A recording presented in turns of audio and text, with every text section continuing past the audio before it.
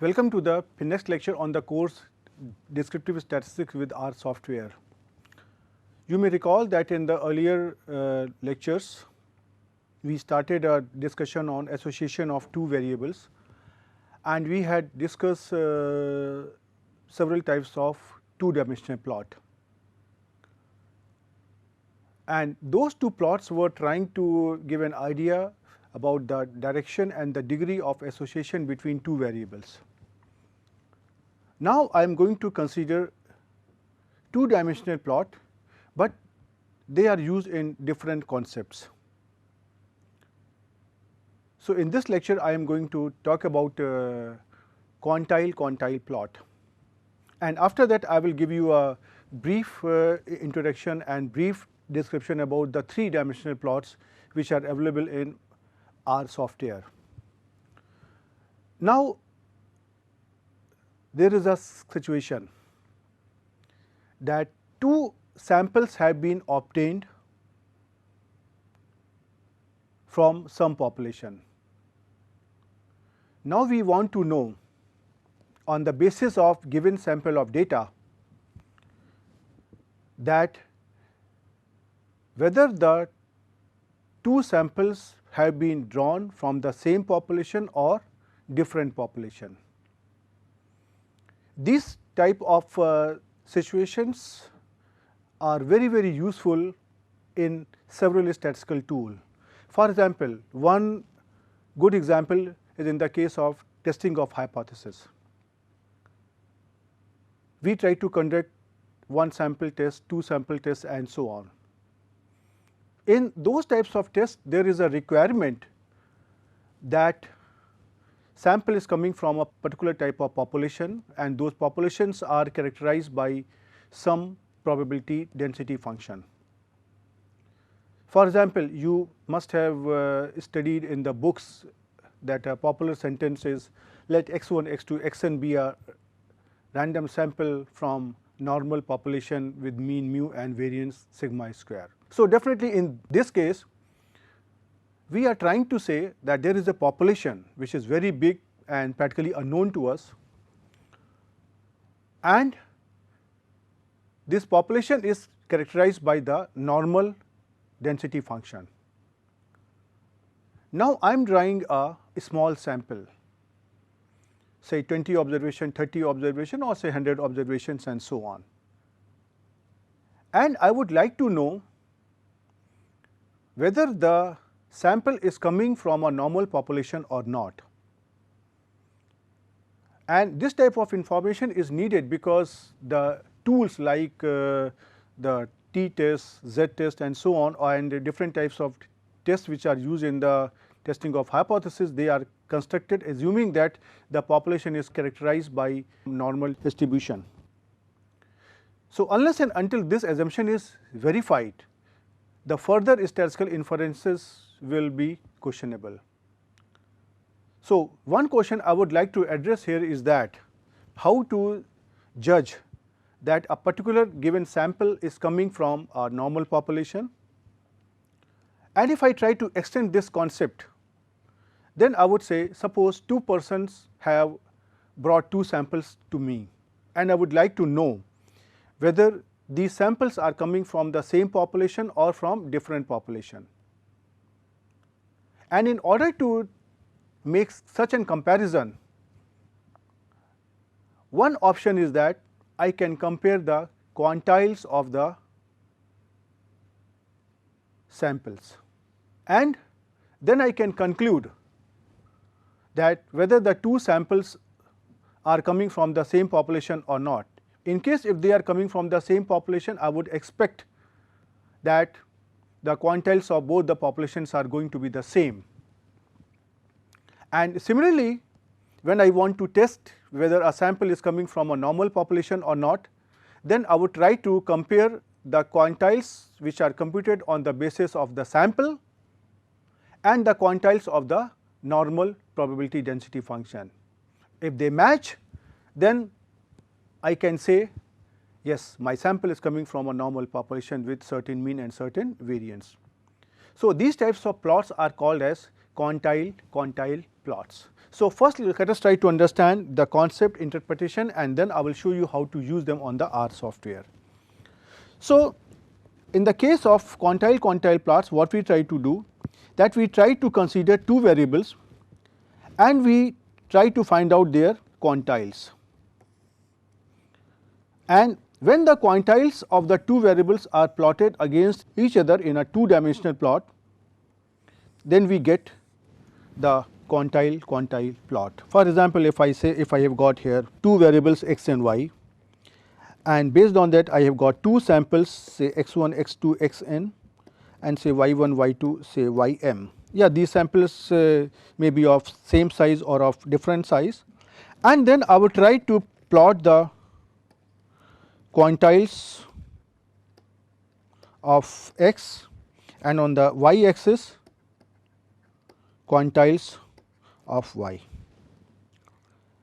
and then I would try to see that how they are matching, and in case if they are matching, then I would say yes, they are coming from the same population, otherwise not. So, it is something like this: 25% quantile of x and 25% quantile of y, and say 40% quantile of x and 40% quantile of y, say 70% quantile of x and 70% quantile of y. If they are matching, then I can join this line, and that is going to be a straight line.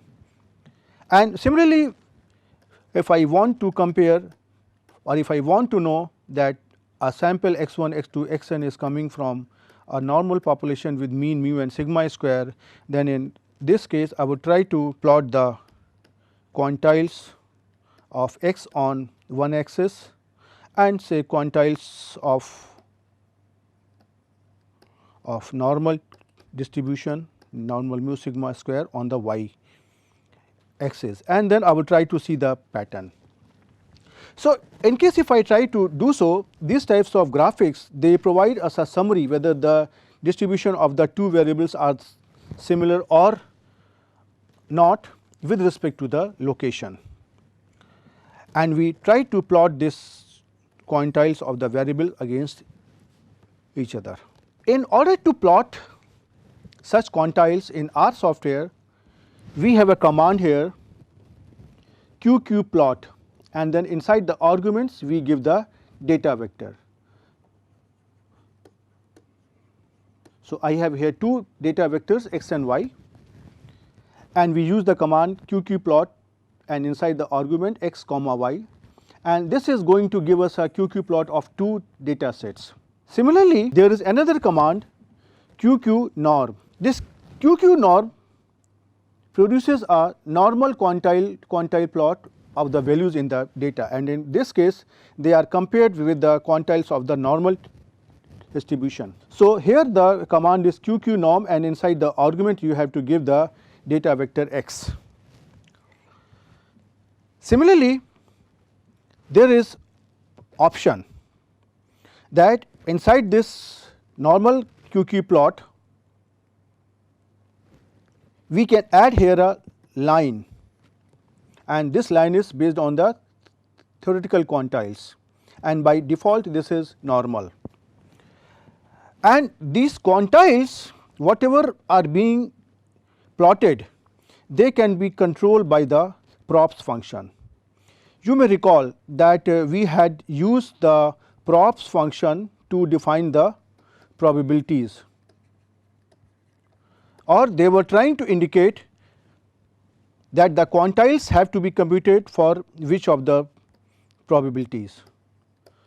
So, you may look into the lecture on the quantiles where we had used this props function. So, the command here is QQ line, and inside the arguments we give the data vector. So, this will also plot a line inside the QQ plot. So, the first question comes that how to make interpretations from these quantile plots. So, I will try to take here different types of possible situations, and based on that I will try to show you that how we are going to take a conclusion or draw a statistical inference. Suppose I try to plot the quantiles of data on x and data on y on a two-dimensional plot against the axis x and y. These dots, they are trying to show the data, and if you try to see in this case all this data that is lying on a straight line here like this, and this line is essentially a 45-degree, or this line is made at an angle of 45-degree from the x axis. So, in this case you can see that all the points of quantiles, they are lying on a straight line which is drawn at an angle of 45-degree from the x axis. So, this is indicating that the two samples have the similar distribution, and in practice it is always not possible to get such a 100% clear straight line, but the plot will look like this. So, in this case, in case if I try to plot here a trend line, this will look like this, and you can see that the points are lying nearly on the straight line. So, in this case we can say that yes, the two samples are coming from two populations which have got the similar distributions. Similarly, in the other case, suppose we get a quantile plot like this one, where all these data points, they are lying below the straight line, and no point is lying in this direction here in this region. So, in this case what I can conclude is that the y quantiles are lower than the x quantiles, and this has an interpretation that y values have a tendency to be lower than the x values. This obviously indicates that the distribution from where the samples have been drawn on x and y, they are not the similar. And in practice, in case if we are getting a data like this one,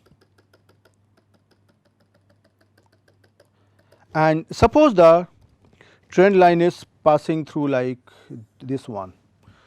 So, you can see here that most of the points are lying in the lower region below the line, and there are very few points which are lying above the line. So, in this case, in general I can say that the y values have a tendency to be lower than the x values, and hence the distributions are not the same.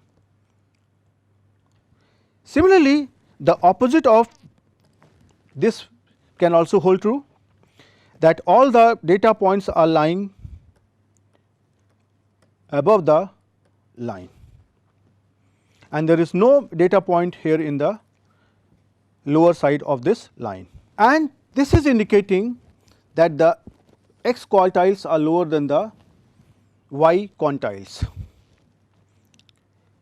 and this has an interpretation, and it is indicating that the x values have a tendency to be lower than the values of y, and hence the two samples from x and y, they are not coming from the same distribution. Similarly, in case if you are getting a QQ plot or the quantile plot in this way, where you can see that here there are some data on the lower side of this line, and suddenly there is a break, and after that there are few points towards the end, and these points are above the line. So, in this case, this is indicating that there is a break point up to which the y quantiles are lower than the x quantiles, and after that point the y quantiles are higher than the x quantile.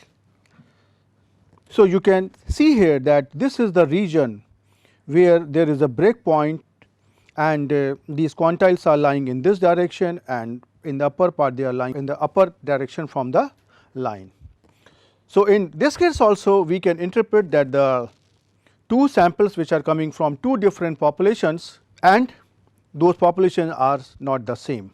Now, I can do one thing, that I am trying to take here two data points, say, or say two samples, one from x and one from y.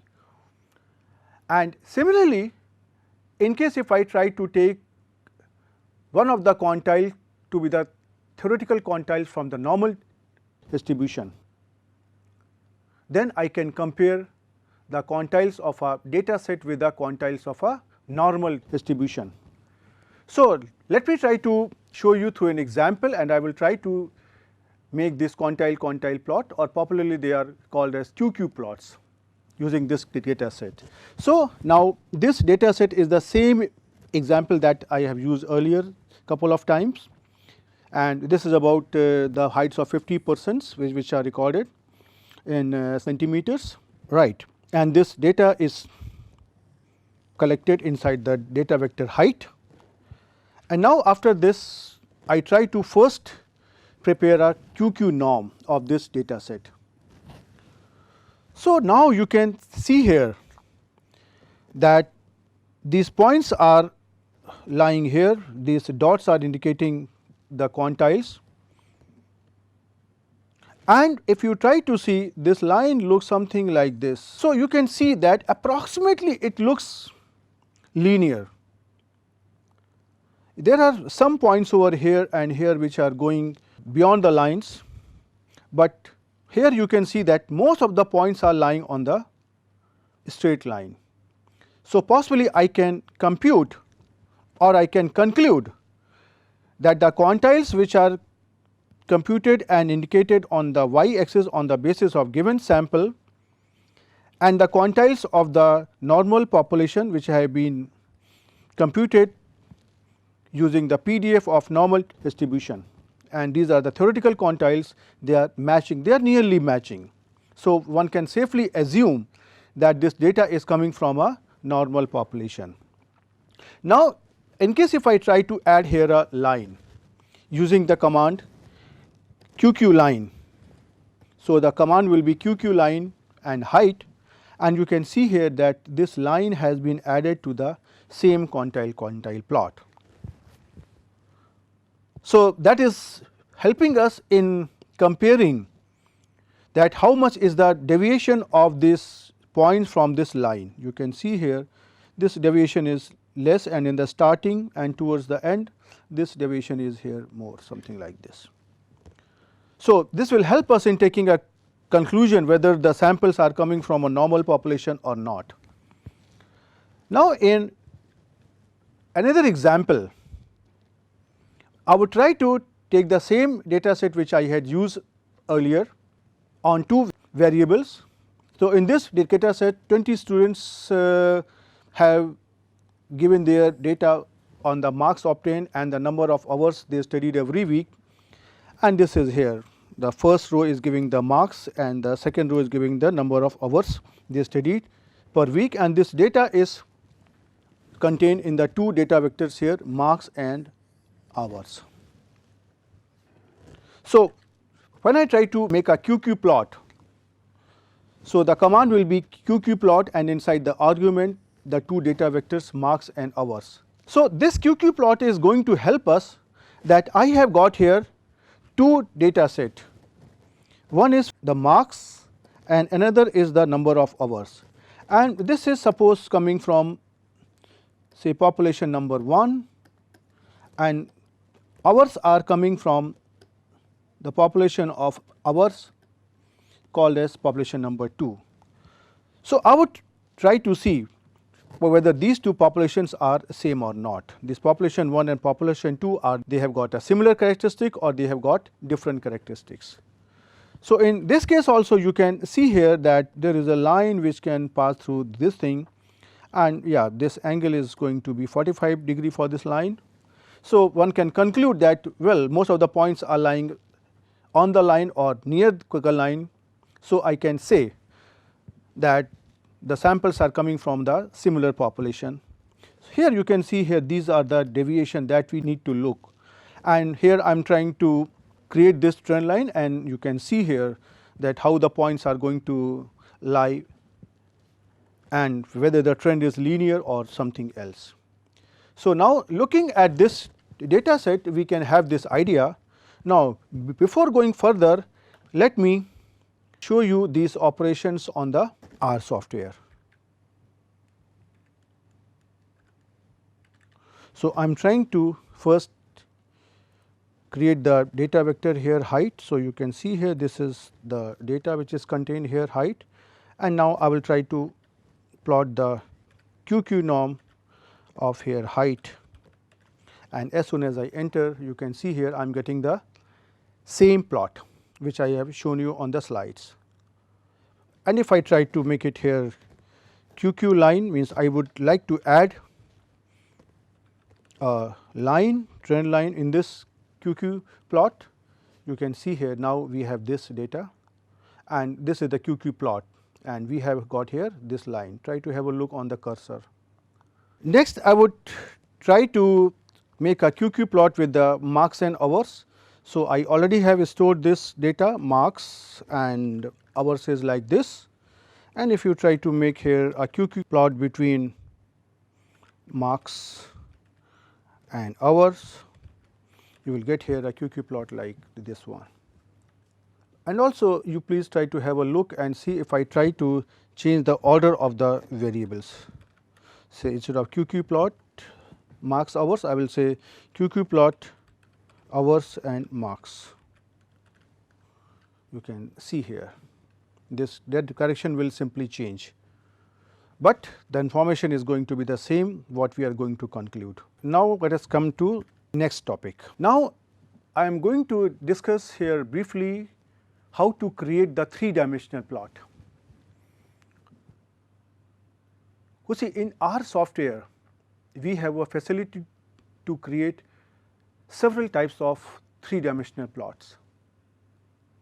Well, it is not possible for me to give the details of all the plot, but surely I will try to show you how to create those plots and how to start it, and I will try to give you an example that how the different types of 3D graphics are made. So, now the question is this: in what type of situation these 3-dimensional plots are useful? You see, whenever we are trying to deal with multivariate data and we want to study the interdependence of the variables over each other, then in that case we would try to make such plots. For example, if I take an example which I have taken in my slides, we know for children height, weight and age, they all change with time. As the age increases, height also increases, weight also increases. As the height increases, the age and weight also increases, and so on. So, now how to explore this type of interdependence? So, for that we try to create here the scatter plot.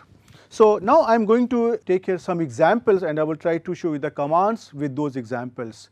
So, first plot which I am going to consider here is the scatter plot, that is a 3-dimensional scatter plot, and this is created by the command Scatterplot 3D, SCATTER and 3 and D, all in small letters and 3 in numbers. And inside the arguments I have to give the data vectors for which I need to create this plot. And this command will plot a 3-dimensional point cloud on the data x, y and z. But for this thing I need a special package. This is not included in the base package of R, and the package which is needed here is Scatterplot 3D.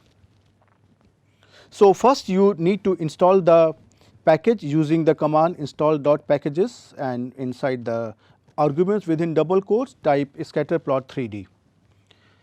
And after installing it, you need to upload it by using the command library Scatterplot 3D. This you know how to get it done, otherwise you can simply use this command on the R console and can install it. Now, I will try to take the example which I just discussed, that we have taken the data on 5 persons for their height, weight and age, and we would like to create a 3-dimensional plot for this data set. Well, I am taking here only 5 data values. This is because I want to show you that how the picture will look like, and so that you can see inside the picture that how these values are coming. So, the person number 1 has the height 100 centimeters, weight 30 kilogram and age is 10 years and so on. We have this data set. Now, I have copied this data set in 3 vectors, height, weight and age, like this: height, weight and here age. And before that, I have installed the package Scatterplot 3D and I have loaded it on the R console. So, now in case if you use the command here Scatterplot 3D height, weight, age inside the arguments, you will get here this type of picture. You can see here these are the dots here which are indicating the values 1, 2, 3, 4 and here 5. And now you can see here this is a sort of cube or cuboid for which this graph is giving us an information that how the points are lying inside the cuboid, right. So, by looking at such graphs you can have an idea that how the things are happening. It is also possible to create the surfaces which are called surface plots, and they will give you an idea that how the variation in the data is happening or how the data is behaving by looking at these observations. Now, in this type of plot there are various options by which you can draw more meaningful inferences. For example, in case if I want to change the direction means you can see here on one axis we have age, another axis is here height and say another axis here is weight. Now, I would try to change the direction of this cuboid. So, I try to now take here weight on the this side, height on the x axis and age on the other side. So, then again if I try to use the same command here Scatterplot 3D with height, weight, age, but now I am giving here an option angle is equal to 120 degrees. So, by giving an option of angle I can control that how much the cube or the cuboid has to be turned or to be rotated. So, the earlier picture is now rotated by 120 degrees at an angle of 120 degrees.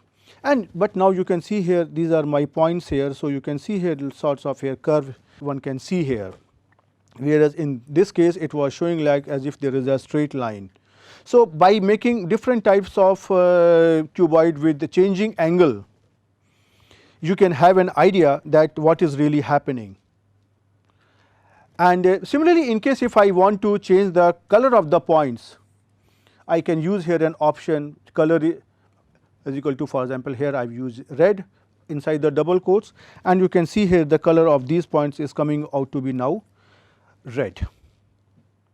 And yeah, this command can also be combined with the angle. And before I go further, let me try to show you this thing on the R console. So, I will try to collect here the data. This is my height, this is my data on weight, and this is the data on age. And now I need to first upload the library. I already have installed this package on my computer, but you can do it yourself, right. And now if I try to use this command to create the scatter plot of height, weight and age, you can see here I get this type of picture. And if I try to add here say angle is equal to 120, this picture changes here. well, I can show you the both the things together. Suppose now I try to make here an angle of say here not 120, but say 150. So, you can see here these points will change. You can see here this direction is now changed. Similarly, if you want to add here the color, say colors and angle can also be combined. Color is equal to say here red. So, you can see here this now gives me a red color. And suppose if I try to make it here the colors to be blue, now the colors are blue. So, by looking at these types of pattern, you can have more information. One good thing will be that you please write a program in which the angles are changing continuously, say at an angle of 1 degree, 2 degree and so on. So, then you will have a picture which is continuously rotating, and then you can have a 3-dimensional view, which is possible in R just by writing a small function, right. Similar to this 3-dimensional plot, we have here some other types of graphics which I am not going to discuss here, but I am just informing you. One is here, see here contour plots, which is gives the plots with the contour line. We have dot chart, we have image plots, and this will produce a picture with colors as the 3rd dimension. We have a mosaic plot, and which is a mosaic plot for say multi-dimensional diagrams, particularly in case of categorical variable or say contingency tables that we are going to use later on. And there is another say here perspective plot, which is obtained by the command PERSP, and in this case you get surfaces over the xy plane. So, I will simply try to take an example here, although I am not going to discuss it in detail, but I will show you that how the perspective plot is created and how it looks like and what is the advantage. For example, I have collected here some data. I have created the data x as a sequence between -10 and 10 with the 30 observation, and then y is going to the same as here x, and then I have created a function to compute the value of r is equal to square root of x square plus y square, or 10 into sine of r divided by r, and then I am trying to obtain here the z vector as an outer of x, y and f, and then I am trying to use here a logical operator, and then I am trying to give other parameters, and then I try to create here a plot say perspective x, y, z with some other parameter theta equal to 30, phi equal to 30, expand equal to 0.5 and color is equal to light blue, and this graph will look like this.